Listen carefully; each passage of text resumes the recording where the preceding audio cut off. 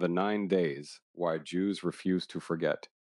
The 9 days began today, Wednesday, July 15th, 2026, starting at sundown on Tuesday evening, July 14th, as Jewish days begin at sunset.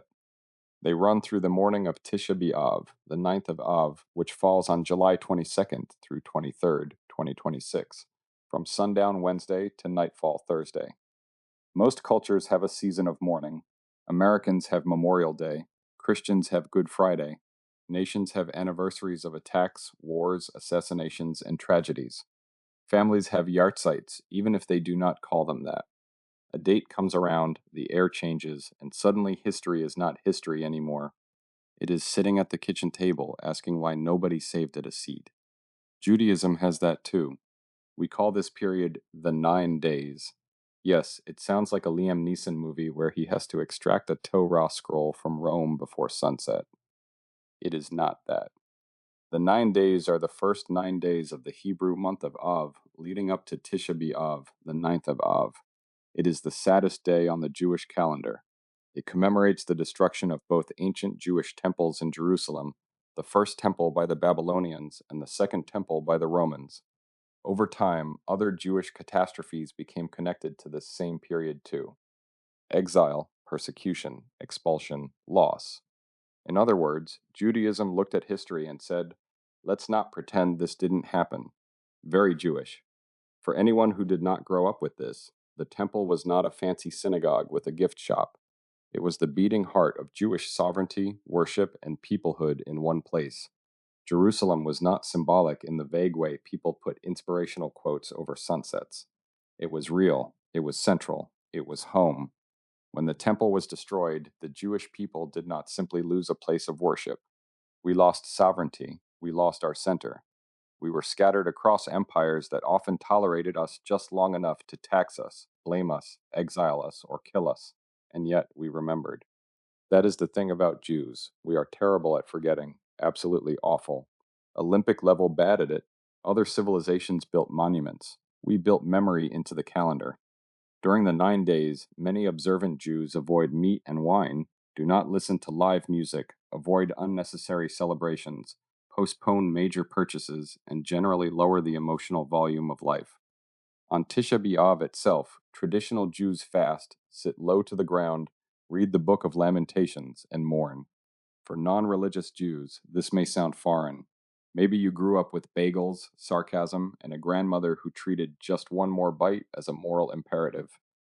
Maybe Judaism for you was Hanukkah candles, Passover food trauma, and a vague but powerful suspicion that every family gathering requires at least 3 competing opinions on everything. But the 9 days still belong to you. Memory does not require a yarmulke. Because Judaism is not only theology, it is memory, it is peoplehood, it is civilization. You do not have to be religious to understand grief. You do not have to keep kosher to understand exile. You do not have to pray every day to understand what it means for a people to carry a wound for 2,000 years and still teach their children to sing. That is the genius of Jewish mourning. It does not trap us in the past, it trains us to understand the present. The Jewish calendar refuses cheap happiness. It says joy is real, but so is loss. Celebration matters, but so does grief. Dancing at a wedding is holy. Sitting on the floor and crying over Jerusalem is holy too. A healthy people knows how to do both. And maybe that is why the 9 days feel especially relevant now. We live in a world that pressures Jews to shrink our memory down to something more convenient. Forget the temples, forget Jerusalem, forget exile, forget pogroms, forget expulsions. Forget that Jewish history did not begin in 1948, CNN, or someone's freshman seminar on colonialism. Forget everything, they tell us, and then let them explain who we are. No thanks. Forgetting is not neutral. It is how other people get to write your story for you. We remember that Jerusalem is not a metaphor. We remember that Jewish longing for Zion is older than most nations currently lecturing us about nationalism. We remember that the Jewish people did not survive because the world was kind. We survived because memory became muscle. The 9 days are not about being gloomy for the sake of it.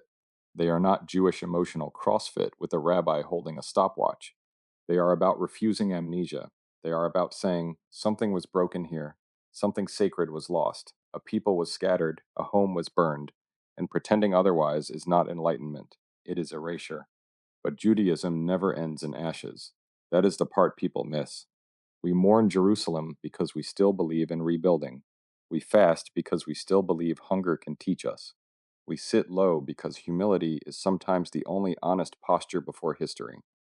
We read Lamentations because grief needs words, and Jews, thank God, are never short on words. The 9 days ask us to pause before we rush back into noise.